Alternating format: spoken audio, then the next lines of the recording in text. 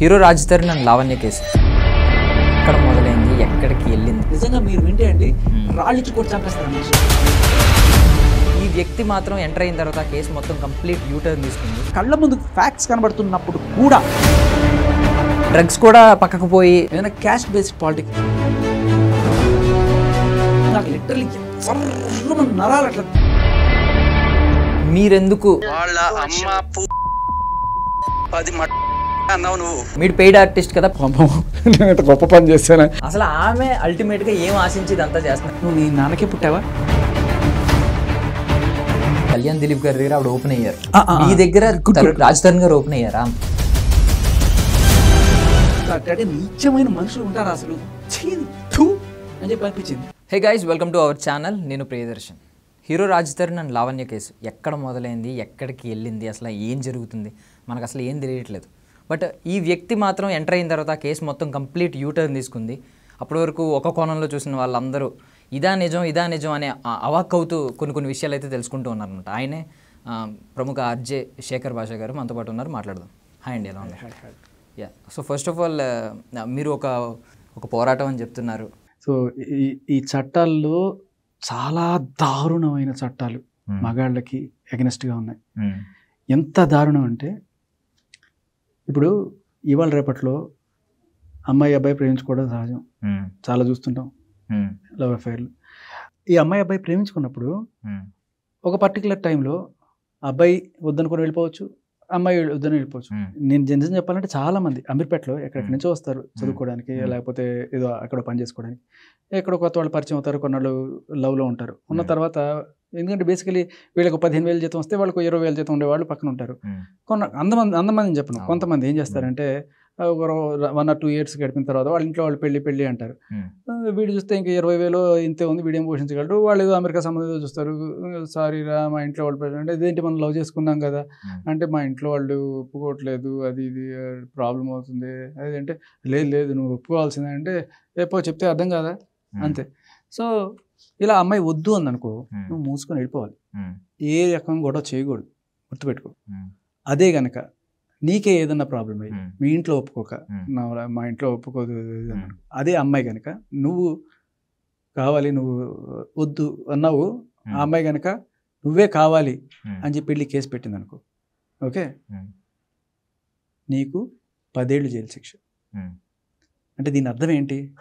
అమ్మాయిలు యథేచ్ఛగా కావాలంటే ఎన్ని సంబంధాలు అయినా పెట్టుకోవచ్చు, ఏమైనా చేసుకోవచ్చు, అడగకూడదు. అబ్బాయి కనుక ఒక సంబంధంలోకి ఎంటర్ అయితే ఆ అమ్మాయి కనుక అంటే వెళ్ళిపోవాలనుకుంటే అమ్మాయి వెళ్ళిపోవాలి తప్ప అబ్బాయి వెళ్ళిపోయే ఛాన్స్ లేదు. అది యా, ఇప్పుడు అంటే కొంతమంది నేను మీమ్స్ ఈ కంటెంట్ చూస్తూ ఉంటాను కాబట్టి జనరల్లీ కమెంట్స్ కూడా ఇలాగ ఉన్నాయి. అంటే మగజాతి తరపున పోరాడుతున్నారు ఇలాగ సంథింగ్, అంటే ఫన్నీగా ఉంటాయి, కొన్ని ఇలా ఉంటాయి, అన్నీ ఓకే. బట్ చాలా మందికి మెయిన్ థింగ్ ఏంటంటే, ఇప్పుడు కళ్యాణ్ దిలీప్ శంకర్ గారు ఆవిడ నీకే ఎందుకు చెప్తున్నాను ఇదంటే, నేను చూస్తే యంగ్గా ఉన్నావు, లవ్ లో పడతావేమో, లేకపోతే పెళ్లి చేసుకుంటావేమో, బట్ జాగ్రత్తగా ఉండు. నీలాంటి వాళ్ళు, ఇప్పుడు నేనంటే పెళ్లి చేసుకున్నాను, పిల్లలు ఉన్నారు, హ్యాపీగా, నాకు ఏ రకమైన గోళాలు ప్రస్తుతానికి ఐమ్ లివింగ్ హ్యాపీ. బట్ మీలాంటి వాళ్ళు ఎస్పెషల్లీ యూత్ ఇవి తెలుసుకుని జాగ్రత్తగా ఉండాలి. అట్ ద సేమ్ టైం ఇంత జాగ్రత్తగా ఉన్నా కూడా హూ నోస్ ఎక్కడో ఒక చోట దెబ్బ తగిలే అవకాశం ఉంది. కాబట్టి ఇవి తెలుసుకొని బతకడం ఒకటి. ఇట్లాంటి దారుణమైన, అంటే అమ్మాయి అబ్బాయి ఈక్వల్ అనడం, బయటికి చెప్పడం మాత్రం చేస్తారు, కానీ ఇంత దారుణం. అబ్బాయి కేసు పెడితే ఎఫ్ఐఆర్ కూడా అవ్వదు, అమ్మాయి కేసు పెడితే ఎన్ని కేసులు పెట్టినా, ఎన్ని డ్రగ్ కేసులు ఉన్నా, ఎన్ని అరాచకమైన బ్లాక్మెయిల్ కేసులు ఉన్నా, ఏమున్నా కూడా అమ్మాయి వెళ్తే తీసుకుంటారు. ఇంత అన్యాయం ఇది. ఇది ఒక, అంటే నేను చూడగానే యూత్ ఎస్పెషల్లీ మీరందరికీ వచ్చి పోరాడాల్సిన అవసరం ఉంది. నేను ఒకటి అనుకుంటున్నా, ఇదేదో ఒకటి పెద్దదయ్యి నన్ను జైల్లో పెడితే కనీసం ఒకడైనా రాడా నా కోసం సపోర్ట్కి, అది చాలు ఉద్యమానికి అని చెప్పి. నిజంగా నేను ఒక ఉద్యమంలా చేస్తున్నా. Let's do it. సో ఇప్పుడు బేసికల్ అంటే మీరు రాజ్ తరుణ్కి న్యాయం జరగాలని కోరుకుంటున్నారా? లేదు రాజ్ తరుణ్కే కాదు, నీకు ప్రతి మగవాడికి ఇట్లా అన్యాయంగా బలైపోయాయి. అంటే ఈ సెక్షన్ల పేరు చెప్పి, మీడియా పేరు చెప్పి బలవంతంగా బెదిరించి, ఒక ఎక్స్టార్షన్కి గురి చేసి, పెయిన్కి గురి చేసి అమాయకులైన మగవాళ్ళని ఆడుకుంటున్నారు చూసావు. వాళ్ళ కోసం నాట్ ఫైట్. సో చట్టాలు కూడా ఇప్పుడు అబ్బాయి వచ్చినా అదే విధంగా స్పందించాలి, అమ్మాయి వచ్చినా అదే విధంగా స్పందించాలి.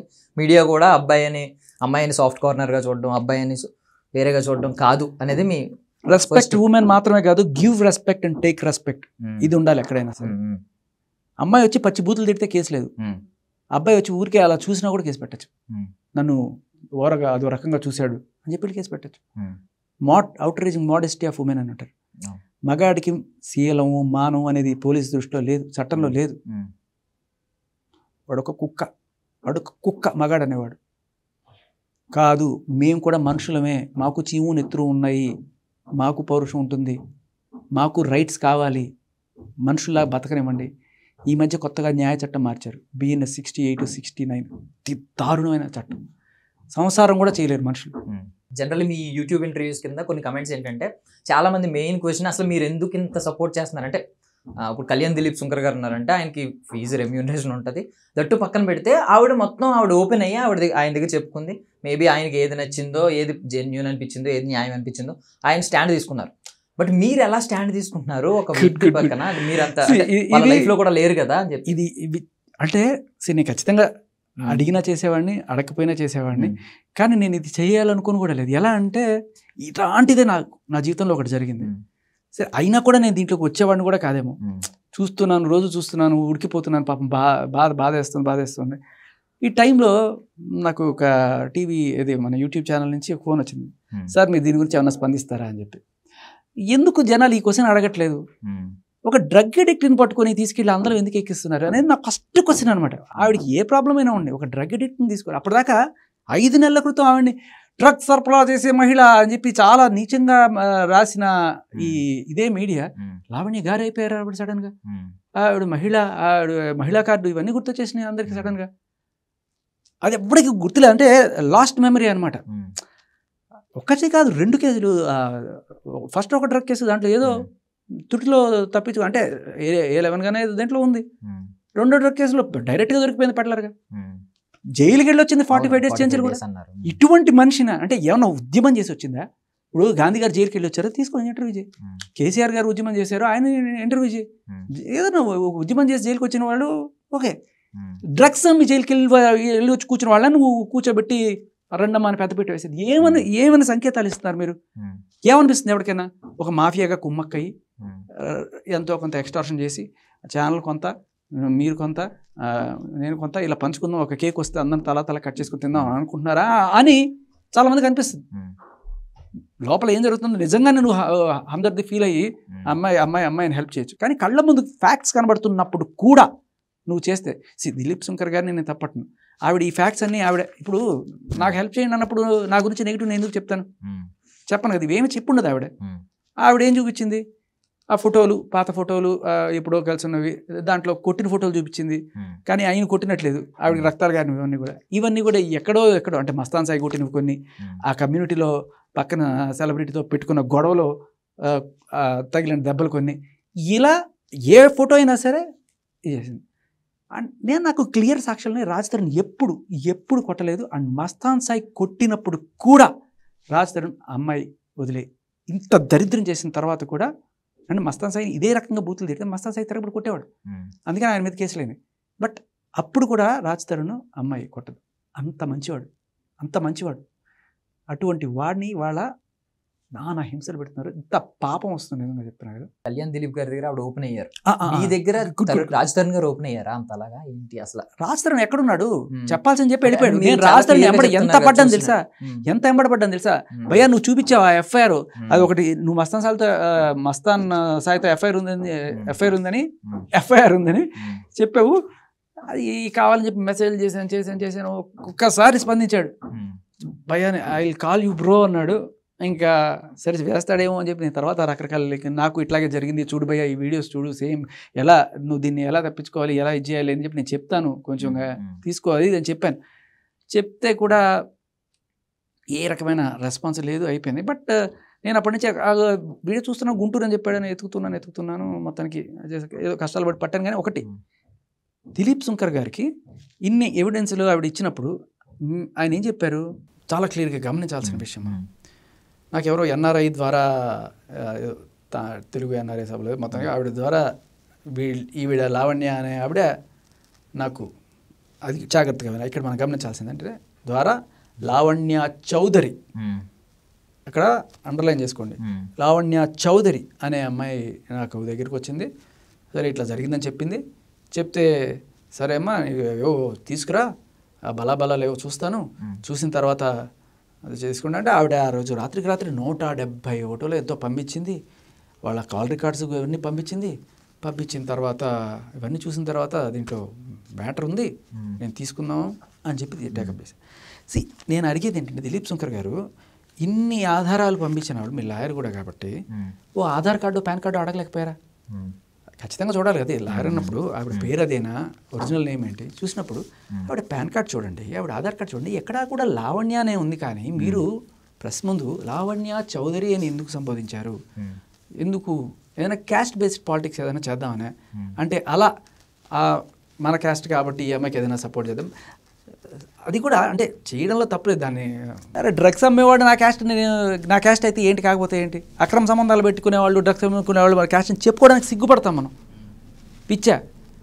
అలాంటి వాళ్ళని అసలు పొరపాటును కూడా దగ్గరికి వస్తే పేరు పోతుంది. అండ్ ఇంకొకటి కూడా క్యాస్ట్ కార్డు వాడారు, అమ్మాయి అనే కార్డు వాడారు, మహిళా సంఘాలు వచ్చి కొంతమంది మాట్లాడారు, మహిళకి అన్యాయం జరిగిపోతుంది, అన్యాయం జరుగుతుంటే. సో అంటే బేసికలీ అట్లీస్ట్ అంటే వాళ్ళు మాట్లాడిన తర్వాత కొంతమంది రియలైజ్ అయ్యారు, అరే మనం తప్పు మాట్లాడామని చెప్పి వాళ్ళు సరిదిద్దుకున్నారు మనం వచ్చి అన్ని చూపించిన తర్వాత. సో క్యాస్ట్, మహిళా కార్డు అది అయిపోయిన తర్వాత నార్త్ సౌత్, మాల్వీకి ఎందుకు రిపోర్టర్ దగ్గర ఉందంట, మాల్వీకి ఎందుకు సపోర్ట్ చేస్తారండి, సౌత్ నార్త్ అమ్మాయి మనకు సపోర్ట్ చేయొచ్చు కదా, నేను లోకల్ అమ్మాయిని నాకు సపోర్ట్ చేయండి, మీరు అందరూ కూడా నాకు సపోర్ట్ చేయాలి అంటే ఇక్కడ కూడా పాలిటిక్స్, ప్రతి దాంట్లో పాలిటిక్స్ అనమాట. అంటే నువ్వు ఆంధ్ర అమ్మాయివి, మేము తెలంగాణ, మేము నీకు ఎందుకు సపోర్ట్ చేస్తామంటే అనొచ్చు కదా. ఏమిటిది? మనుషులుగా ఉండండి. బేసిక్గా కొన్ని కమెంట్స్ ఉన్నాయండి, అంటే తప్పుగా అనుకోవద్దు. కొంతమంది ఏమని కమెంట్ చేశారంటే మీరెందుకు చూసినట్టు ఏదో ఆ లైవ్లో చూసినట్టు అంత వచ్చి రెస్పాండ్ అవుతున్నారని అడిగారు. దాని కింద మిమ్మల్ని సపోర్ట్ చేస్తూ కొంతమంది ఏమన్నారంటే గతంలో మీ లైఫ్లో కూడా ఏదో సంథింగ్ ఏదో అన్యాయం జరిగింది, దానివల్ల బయటకు వచ్చారని అంటున్నారు. కళ్ళ ముందు కటిక నిజం కానలేని గుడ్డి జనం అంటారు. మీరు చూడండి, వినండి, నేను మీకు రేపు అన్ఎడిటెడ్ ఆడియో ఇస్తా. దమ్ము మీన్ బేసికల్ ఏంటంటే మన తప్పు బూతులు అన్నీ కూడా పిల్లలు ఉంటారని చెప్పి ఇవ్వం. కానీ బట్ ఈ మనిషి ఎంత అంటే బీపులు విన్న వాళ్ళు ఇంకా తెలియలే. నిజంగా మీరు వింటే అండి రాళ్ళిచ్చి కొట్టి చంపేస్తారు ఆ మనిషి. నీచమైన భాష, ఎవ్వరు మాట్లాడరు అట్లా, ఎవ్వరు కూడా మాట్లాడరు. ఇంత నీచమైన భాష. నువ్వు నీ నాన్నకే పుట్టావా? ఇంకా అది మనం మాట్లాడడం వాళ్ళ అమ్మ గురించి మామూలుగా ఏదో ఎల్కే గిల్కే అనడం కూడా అది మామూలుగా ఎల్కే అనడమే చాలా పెద్ద తప్పు. అసలు అంత డీప్గా వెళ్ళి అంత నీచమైన తిట్టు అంటే నాకు అమ్మాయి ఫోన్ చేసినప్పుడు నాకు లిటరలీ నరాలు అట్లా ఇదేనే. నీకేంటి సంబంధం, వాళ్ళమ్మని నేనంటే ఎవ్వడమ్మైనా అమ్మ అంతే. మీతో ఆవిడ మాట్లాడింది కొంచెం వినిపిస్తాను. ఓకే, మీకు న్యాయం జరగదు. తనని ఏమన్నాను, అతను నన్ను ఏమన్నాడని మాకు తెలుసు అండి. నేనన్నవి ఇప్పుడు అతను రికార్డ్ చేసినా మీరు ఒక వర్షన్ వింటే, మరి నన్ను అన్నవి మీరు వింటే ఇప్పుడు ఏం చేస్తారు? వినిపిస్తాను నేను మీకు. వినిపించండి. అదే ఏం చేస్తారు అప్పుడు? వినిపించండి. ఏం చేస్తారండి ఇది? వినిపించండి, చెప్తా. వినిపించండి. అయినా అసలు ఏం చేస్తారు? వినిపిస్తున్నారు. చెప్పండి, మీకు ఏం కావాలి చెప్పండి. ఏం కావాలి? అదే అండి, మీరు నా గురించి మాట్లాడుతున్నారు కదా, దాని గురించి ఒకసారి మాట్లాడదామని చేశాను. చెప్పండి. ఇప్పుడు నేను ఫైట్ చేస్తుంది రాజ్ కి అగేన్స్ట్ గా కాదండి, రాజ్ కోసం. మీరు ఎందుకు అంత పర్సనల్ గా ఇన్వాల్వ్ అయ్యి మాట్లాడుతున్నారు? ఇప్పుడు రాజ్ సైడ్ మీరు వాళ్ళ అమ్మ 10 అన్నావు నువ్వు. ఓకే, మనిషివా నువ్వు? మనిషివేనా నువ్వు? ఒక సెకండ్, నేను ఆ టోన్ లో మాట్లాడట్లేదు మీతో. ఫ్రస్ట్రేషన్ వస్తే మాట్లాడచ్చు కదండి. మీరు నిజంగా పాపం ఏమి ఆశించకుండా వచ్చి చేస్తున్నారు ఇక్కడ కూర్చుని. ఒక పోరాటం అని మీరు ఫీల్ అవుతున్నారు, ఒక సాటి మగాడికి న్యాయం జరగాలి, మగాళ్ళ గురించి ఒకవైపు అందరూ ఆలోచించాలని వస్తున్నారు. బట్ దీనివల్ల మీకు నెగిటివ్ అయ్యే అవకాశం ఉంది. ఎందుకంటే ఆవిడ చాలా మర్యాదగానే కాల్ ఎండ్ అయ్యే వరకు నేను విన్నాను, మిమ్మల్ని మీరు అంది, గారు అంది, అండి అంది. బట్ మీరు మధ్యలో ఫ్రస్ట్రేట్ అయిపోయి నువ్వు ఇలాంటి మాటలు అనేసామని అవన్నీ పెట్టి చాలా ఫ్రస్ట్రేట్ అయిపోయారు, ఓపెన్ అయ్యారు. దీనివల్ల మీరు కూడా బ్యాడ్ అయ్యే ఛాన్స్ ఉంది. మీరే అంటున్నారు కేసులు ఏమన్నా పెట్టు, నేను ధైర్యంగా వెళ్తాను. బేసికలీ అంటే చట్టం ఒప్పుకోదు కాబట్టి నేను ఆగేది. కానీ లేకపోతే నేనే వెళ్ళి రాళ్ళతో అది విన్న వెంటనే ఒక అంటే ఎక్కడో ఎవరికో ఏదో జరిగితే మనకేంటండి, మనం కూర్చుందాం, తిందాం పడుకుందాం పోదాం ఏదో ఒక రోజు పిల్లలకి అందాం. ఒక పక్కన వాడిని వాళ్ళ అమ్మని అంత అంటే నాకు తెలియనంతకాలం ఓకే, తెలిసినప్పుడు రగిలిపోయింది మామూలుగా. అయినా కూడా ఇంత మామూలుగా అంటే నీచమైన మనుషులు ఉంటారు అసలు అని చెప్పి అనిపించిన తర్వాత సరే ఏం చేస్తాం, ఎక్కడో ఏదో చేసుకుంటున్నారు, ఎవరన్నా అడిగితే మాత్రం నాకు ఆ ఫ్రస్ట్రేషన్ వస్తుంది. ఆ అమ్మాయి ఫోన్ చేసి అడిగితే కూడా ఆ ఫ్రస్ట్రేషన్ బయటికి రాదా? కరెక్ట్గా ఫోన్ చేసావు, కనీసం 4 మాటలైనా తిట్టని తృప్తిగా వాళ్ళ అమ్మనన్న దానికి నో అంటే నువ్వు వాడు తిట్టాడు కాబట్టి నేను తిట్టాను ఎట్లా అయిపోతుంది రైటు? వాళ్ళు తిడితే లిటరల్లీ అబ్బాయి తిడితే అబ్బాయిది కూడా తప్పే, నేనే కాదన్నట్ల. వాళ్ళ మీ అమ్మని గారు తిట్టుంటే ఖచ్చితంగా తప్పే. ఇప్పుడు వీళ్ళిద్దరూ అన్యోన్యంగా ఉన్నారు కాబట్టి ఒకరి మీద ఒకరికి హక్కు ఉండొచ్చు, కానీ తల్లిదండ్రులను తిట్టే హక్కు అయితే ఎవరికి ఉంది? దట్టు ఇంత బ్రూటల్గా అయితే ఎవరికి లేదు. మా లైఫ్లోకి మీరు ఎందుకు వచ్చారంటే నువ్వు మీడియాలోకి వచ్చావు, న్యాయం జరగడం అని చెప్పావు. నీ న్యాయం ఏంటో మేము చూస్తున్నాం కదా, మరి అడిగావు కదా, అడిగినప్పుడు నువ్వు ఆన్సర్ చేయి, నీవు ఉన్నదానికి ఆన్సర్ చేయి, భయపడి. బట్ మీకు ఫ్యామిలీ ఉంది కదా, మీ ఫ్యామిలీ ఏమీ అపోజ్ చేయట్లేదు అంటే ఏంటి ఇంత వెళ్తున్నావు, నీకు రేపు నీకే నష్టం వస్తుంది కదా, మా గురించి ఆలోచించు, నువ్వెందుకు. ఇప్పుడు నిజంగా ఒక మాట అంటున్నాను, మీ కింద డార్క్ సర్కిల్స్, మీ ఐ కింద డార్క్ సర్కిల్స్ కూడా వస్తున్నాయి నాకు తెలుసు. అంటే మీరు వర్క్ చేసుకోవాలి, మీరు వర్క్ చేసుకుంటూ ఇలా వస్తూ ఈ లైట్స్ని ఫేస్ చేస్తూ. ఇప్పుడు కాల్లో ఒక మాట ఉంది లాస్ట్లో, మీరు పెయిడ్ ఆర్టిస్ట్ కదా, పెయిడ్ అంటే ఏదో డబ్బు ఇచ్చి మీ చేత నడిపిస్తున్నట్టు అన్నది. పెయిడ్ ఆర్టిస్ట్ అండి, నేను పెయిడ్ ఆర్టిస్ట్ అయితే ఏంటంటే మీరు సమాధానం చెప్పండి. పెయిడ్ అయితే ఏంటి, నాన్ పెయిడ్ అయితే ఏంటి? సూపర్, నేను పెయిడే అయితే ఏంటి? ఇప్పుడు నువ్వు సమాధానం చెప్పు. పెయిడ్ ఆర్టిస్ట్ అయితే అడిగితే చెప్పవా? పెయిడ్ ఆర్టిస్ట్ కాకపోతే నేను చెప్తావా? ఎవరైనా చెప్పాలి, నీ దాంట్లో దమ్ముంటే నువ్వు చెప్పు.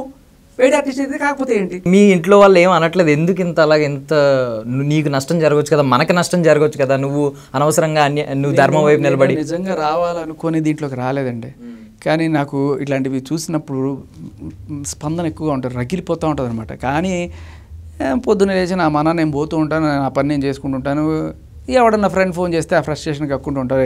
చూసి ఎవరైతే దరిద్రపు మొహాలు ఇట్లాంటి వాళ్ళు ఉంటారు అసలు ప్రపంచంలో, చండాల చంపేలమా ఇట్లాంటి వాళ్ళు, రాళ్ళతో కొట్టి చంపేలమా ఇలా మాట్లాడుకుంటుంటాం. ఇట్లాంటి ఆ బూతులు విన్నప్పుడు మనుషులు అక్కడే ఇంకోటి కూడా అనిపిస్తుంది, ఈ మీడియా వాళ్ళకి సిగ్గు లేదమ్మా, దీన్ని ఇట్లాంటి దాన్ని పట్టుకొచ్చి కుర్చీలో కూర్చోబెట్టుకుని ఇంటర్వ్యూ చేస్తారు.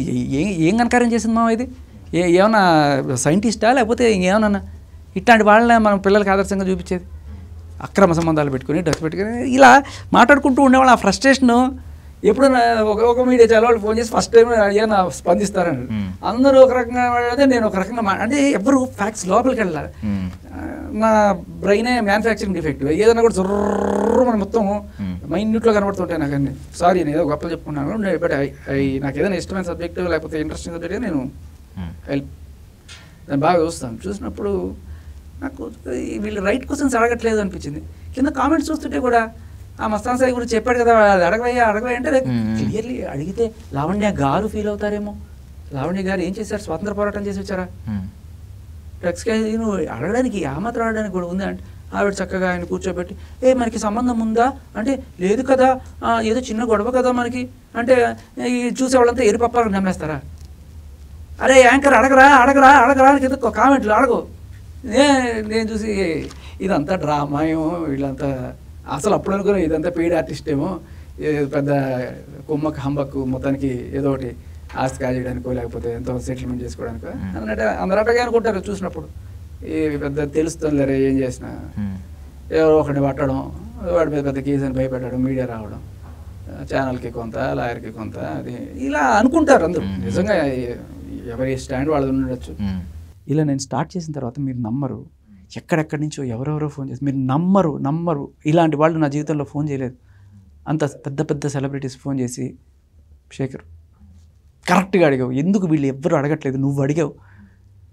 పోలీస్ ఆఫీసర్స్ ఫోన్ చేసి కరెక్ట్ శేఖర్, నేను చెప్పాలనుకున్నాను, నేను చెప్పలేకపోతే నువ్వు నా వాయిస్గా వినిపించావు శేఖర్.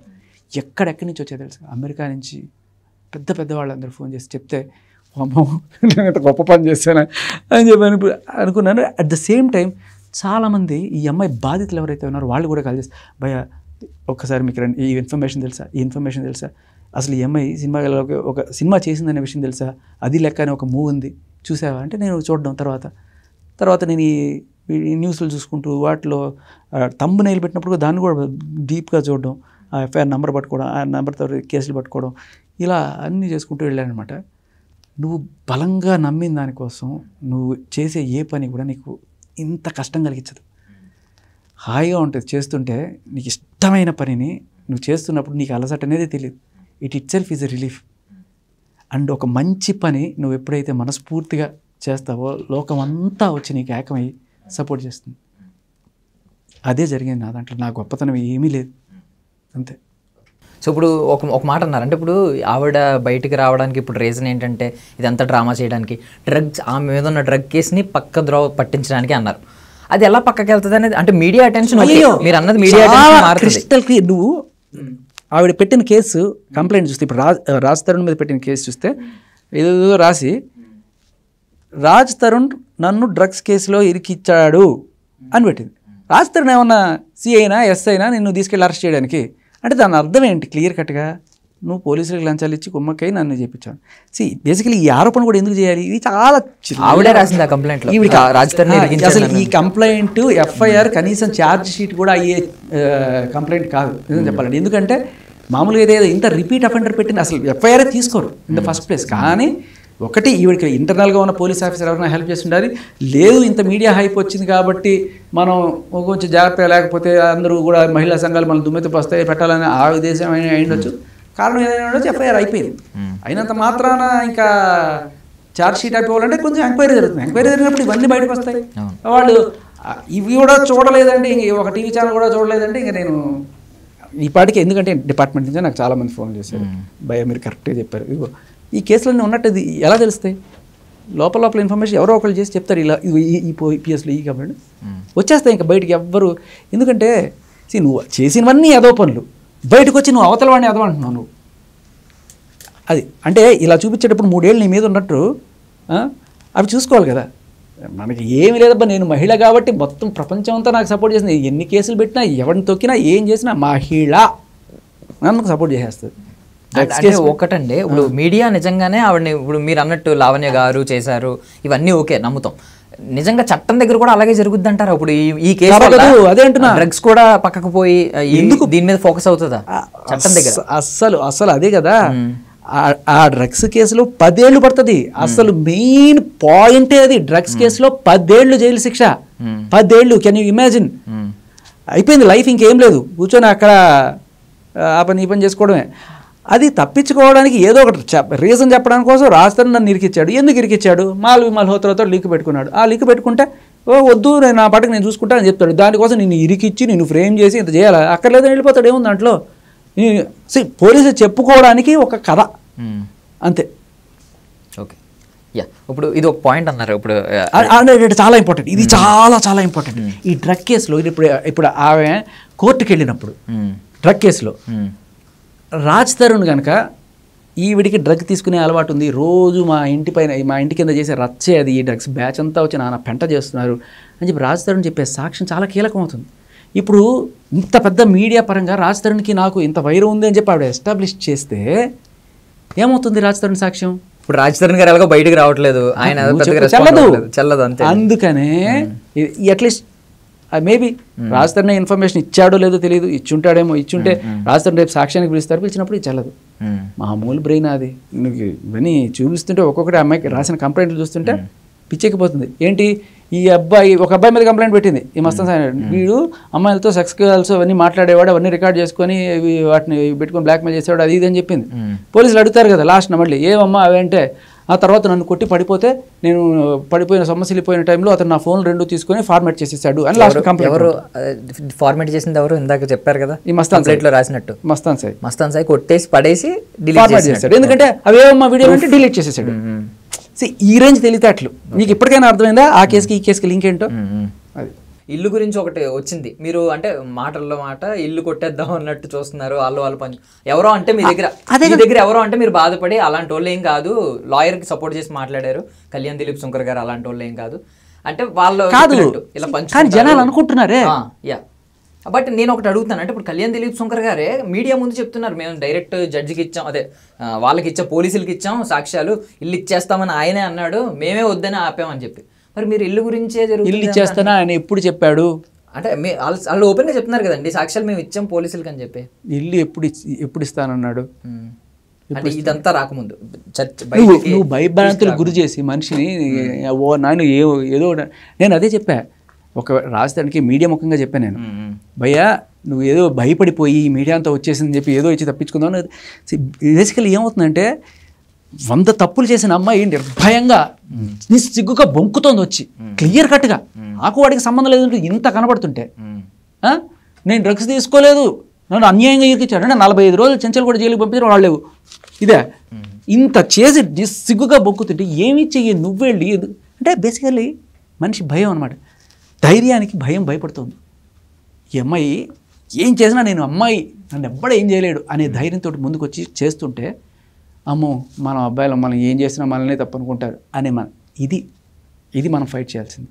అమ్మో మారిపోయింది. ఒకప్పుడు ఆకెళ్ళి ముళ్ళు మీద పడ్డ ముళ్ళే లేకపోతే ఇప్పుడు ఇదే ఇలా ఉంది పరిస్థితి. ఇలా రాజుతారని భయపడి నేను అదే చెప్పాను, నువ్వు నిజంగానే ఎప్పుడో ఆ నామకుడు పెట్టాడు ఒక 5 కోట్లు ఇచ్చి, ఎవడో పెట్టాడు రాజుతారని కాదు, రాజుతారని లాయర్ అని చెప్పి ఏం చెప్పాడు, కానీ అది ఎవరి ఫోన్ నెంబర్ ఏమీ నిర్ధారణగా లేదు. బట్ అప్పుడు నేను చెప్పింది ఏంటంటే, నువ్వు ఒక డ్రగ్ పెడలిస్ట్కి 5 కోట్లు ఇస్తే 1500కి ఒక ప్యాకెట్ కొని 6000కి ఇక్కడ అమ్మాయి ఈ 5 కోట్లు కనుక వెచ్చిస్తే ఎన్ని వేల ప్యాకెట్లు హైదరాబాద్లో సరఫరా అవుతాయి, ఎంత వేల మంది జీవితాలు నాశనం అవుతాయి. అండ్ ఇంకొక విషయం, అసలు లిటరల్గా ఇలాంటి వాళ్ళని వదిలేసి వాళ్ళని హీరోలు చేసి ఇంటర్వ్యూలు చేసేస్తుంటే, వాళ్ళు ఏమో ఇట్లా ఫ్యాక్ట్స్ని బయటకు తీసుకొచ్చి వాళ్ళని బెదిరించి చంపేస్తాము, నీ మీద అడ్డమైన కేసులు పెట్టిస్తాము, అమ్మాయిని తీసుకొచ్చి నీ క్యారెక్టర్ అసాసినేషన్ చేస్తాం, ఇలా అన్నీ మాట్లాడుతుంటే ఏం చేస్తున్నారు పోలీసులు? చోద్యం చూస్తున్నారు. ఇలాంటి వాళ్ళకి బెయిల్ కేసుని ఇంత దారుణంగా ఇన్ఫ్లుయెన్స్ చేస్తుంది అమ్మాయి. ఏం చేస్తుంది చూడు, మీరు కళ్ళ ముందు కనబడుతుంది. కేసు పెట్టి 3 రోజులు కూడా కాలేదు, ఏదో న్యాయం చేసేయాలంట. ఎవరికైనా కేసు పెట్టిన 3 రోజులు న్యాయం జరిగిపోతుందా? ఆత్మహత్య చేసేసుకుంటుందంట, నిరాహార దీక్ష చేసేస్తుందంట. ఇప్పుడు ఇలాంటి చట్టాలు ఉండవు అంటే ఇది లిటరలీ బ్లాక్మెయిలింగ్ పోలీస్ వ్యవస్థ. అండ్ కంప్లైంట్లో పెట్టిన ఏదైతే రాజ్ తరుణ్ నన్ను ఇరికిచ్చాడు అంటే లిటరలీ పోలీసే లంచాలు తీసుకొని నా మీద కేసు పెట్టారని చెప్పి పోలీస్ మీద ఎలిగేషన్ కదా. ఇవంతా ఏంటి, ఆ డ్రగ్స్ కేసులో ఇన్ఫ్లుయెన్స్ చేయడం. నువ్వు బెయిల్ మీద బయటకు వచ్చినప్పుడు చాలా క్లియర్గా నీకు కేసుని ఇన్ఫ్లుయెన్స్ చేయవు అనే ఒక కండిషన్తోనే నీకు బెయిల్ ఇస్తారు. నువ్వు ఇక్కడికి వచ్చి మీడియా ముఖంగా ఇంత దారుణంగా కేసుని ఇన్ఫ్లుయెన్స్ చేస్తున్నప్పుడు బెయిల్ క్యాన్సిల్ చేయాలా వద్దా? బెయిల్ సుముట్టోగా పోలీసులు తీసుకుని ఇది అక్కడ డౌట్ వస్తుంది. పోలీసులు ఈ పని చేయకపోతే పోలీసులు ఏంటి కుమ్మకయ్యారని డౌట్ కూడా జనాలకు వస్తుంది. అప్పుడు ఇదే పాయింట్ నేను అడుగుతుంది యాక్చువల్లీ. అంటే ఇప్పుడు వదిలినప్పుడు బయటకు వచ్చి దీని గురించి ఎక్కడ డిస్కస్ చేయకూడదు, మీడియా ముందు అసలు చెప్పకూడదు అని చెప్పి అలాంటి చట్టం ఏమి ఉండదండి? ఏమీ లేదు. ఎందుకు లేదంటే మరి దానివల్ల ఇన్ఫ్లుయెన్స్ అవ్వచ్చు, బయట జరగవచ్చు కదా. అదే చెప్పకూడదు. రాజ్ తరుణ్ గారు కేసు వేసి అలా ఆపుకోవడానికి ఉండదా? మీకు మీడియాలో ఇవన్నీ ప్రస్తావించకూడదు దీని గురించి అని చెప్పి, రాకూడదని చెప్పి ఏమీ లేదు. నీకు వాక్ స్వాతంత్రం అంటే వీళ్ళక రాజ్ తరుణ్ గారికి మీద కేసు వేసి నీకు నాకు హక్కు ఉంది, కానీ నీ మీద కేసు ఉంటే నువ్వు అది ఇన్ఫ్లుయెన్స్ చేసేట్టు మాట్లాడడం కాదు, చేతలు అంటే నీ మాటల వల్ల అవ్వచ్చు, లేకపోతే ఇంక ఏదే రకంగా అయినా సరే నువ్వు పోలీసు వ్యవస్థ వాళ్ళ పనులు, వాళ్ళ కర్తవ్య నిర్వహణ వాళ్ళని సరిగ్గా చేసుకోనివ్వకపోవడం అనేది ఒక సెక్షన్ కింద నేరం. ఆ నేరం కింద నీ బెయిల్ క్యాన్సిల్ చేసి నేను లోపల వేయాలి. అది జరుగుతుందా? లేకపోతే ఎక్కడైనా ఎవరన్నా అందరూ కుమ్మకైపోయారా అనిపిస్తుంది. ఇది చట్టం ఉందంటున్నారు, మరి ఎందుకు ఈ విధంగా ఎందుకు ముందుకు రావట్లేదు? రాజ్ తరుణ్ గారు కావచ్చు, ఎవరన్నా డేర్ స్టెప్ తీసుకోవాలి. ప్రతి ఒక్కరికి కూడా నాకెందుకులే అనుకునేవాళ్ళు, లేకపోతే మనకేమన్నా పనికొస్తుందా, మనకేమన్నా లాభం ఉంటుందా ఉంటారు కదా. నేనంటే పెయిడ్ ఆర్టిస్ట్ అమ్మా, నేను పెయిడే ఆర్టిస్ట్, అదే పని నాకు ఉంటారు. డబ్బులు కాసిపడే వాళ్ళు ఉండొచ్చు, ఆర్ ఎల్స్ మనకెందుకు అనుకునే వాళ్ళు ఉండొచ్చు. జరిగింది ఎప్పుడు జరుగుతుంది. వాడు నీ పేరు పెట్టి తిట్టాడా, పోలీసులు అన్నాడు, సరిపోయింది. ఒక కీలకమైన ఆధారాలు చెప్పారు నేను విన్నప్పుడు. అంటే మస్తాన్ అలీ మీద కంప్లైంట్ ఇస్తూ ఎప్పుడు రాసింది ఆమె అన్నది, అప్పటికే ఆమె ఆయన ప్రేమను అంగీకరించినట్టు ఇదంతా చెప్పారు. అది ఎప్పుడు డేట్ కొంచెం మెన్షన్ చేస్తే, ఈ మాల్వి మల్హోత్రా గారు ఎప్పుడు ఎప్పుడు వచ్చింది? 2023 లేకపోతే 6 నెలల క్రితం వచ్చింది అబ్బా. ఇది 2021 నుంచే మస్తాన్ సాయితో సంబంధం అని చెప్పి రాసింది. 2 నెలల తర్వాత, అదే 1 నెల తర్వాత అతను నాకు ప్రపోజ్ చేశాడు, నెల ఎంబడబడ్డాడు. తర్వాత 1 నెల నేను ఆలోచించుకున్నాం, తర్వాత 2 నెలల తర్వాత నేను యాక్సెప్ట్ చేశాను. ఒక్కసారి ఆ లెటర్ చూపిస్తారు, జస్ట్ చూసుకోండి. ఆమె చేతి రాత అన్నారు కదా,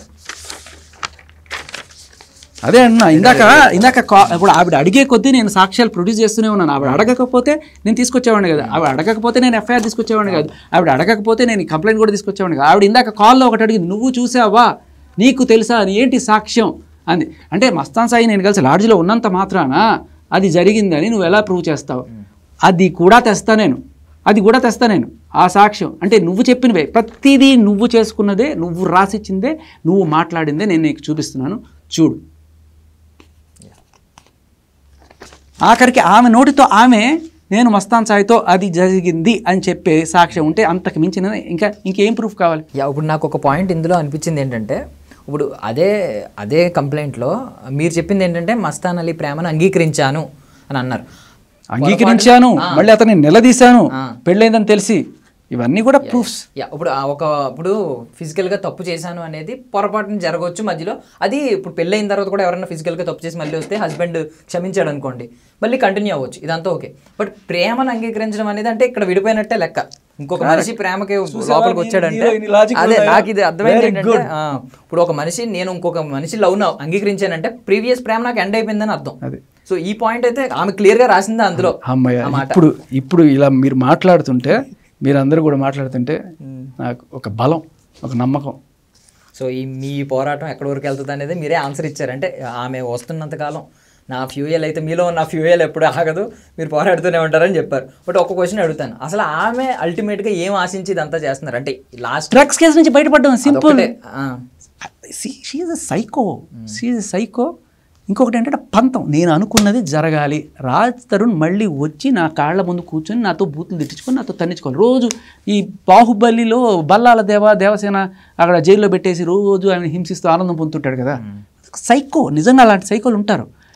ఒకరోజు సడన్గా తప్పించుకొని వెళ్ళిపోయింది అనుష్క. వాళ్ళు చిట్లిపోతున్నాయి మామా, ఆ అమ్మాయి అది రావాలి, రాకపోతే నా వల్ల కావట్లేదు, ఆ ఆనందం మిస్ అవుతుంది. సైకో వచ్చి అప్పుడు వద్దయ్యా మరో నాకు నువ్వు వద్దే బాబు అంటే నువ్వు రావాలి. దానికోసం చాలా సింపుల్ లాజిక్. ఎవ్వడు కూడా ప్రపంచంలో ఎవ్వడు కూడా ఇష్టం లేని మగాడిని కానీ ఇష్టం లేని ఆడదాన్ని కానీ తీసుకొచ్చి కాపురం చేయ అనలేరు. బెదిరించి భయపెట్టి చేయడం అనేది నేరం, నిజంగా నేరం. అది నేరం ఆన్ హ్యుమానిటీ, నేరం ఆన్ స్వేచ్ఛ. అండ్ నీకు ఎటువంటి మోరల్ హక్కు కూడా లేదు when you move on. Correct, valid point. And మీరు వచ్చిన తర్వాత నిజంగానే కేసు యూటర్న్ తీసుకుంది. అంటే అప్పటి వరకు అంత రాజ్ తరుణ్ తరపున మాట్లాడే వ్యక్తులు చాలా తక్కువ మంది ఉన్నారు. కళ్యాణ్ దిలీప్ శంకర్ గారు ఆవిడకి యాడ్ అయిన తర్వాత ఆవిడ వైపు ఎంత టర్న్ అయిందో బేసికలీ తీసుకుంది. ఆయన వచ్చేటప్పటికి సగానికి సగం మంది అమ్మో ఇప్పుడు పెద్ద ఆయన వచ్చాడు మనం ఏమన్నా అంటే ఏమన్నా ఏదవుతుంది డైరెక్ట్గా అడగాలనుకున్న వాళ్ళు కూడా కొంత భయపడి జాగ్రత్తగా మాట్లాడి ఆయన ఏమన్నా అడిగితే కేసేస్తాడేమో. వెయ్యనండి, న్యాయం అడగడానికి ఎందుకు భయపడతారు? అలా అడిగినప్పుడు జైలుకి పోయినా ధైర్యంగా ఉండండి.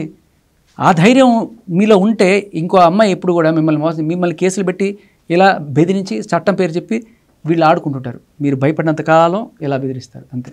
తెరగా పడరా స్వామి. ఓకే, సో ఫైనల్గా మీరు నిజంగానే న్యాయం వైపు నిలబడితే మీరు గెలవాలి.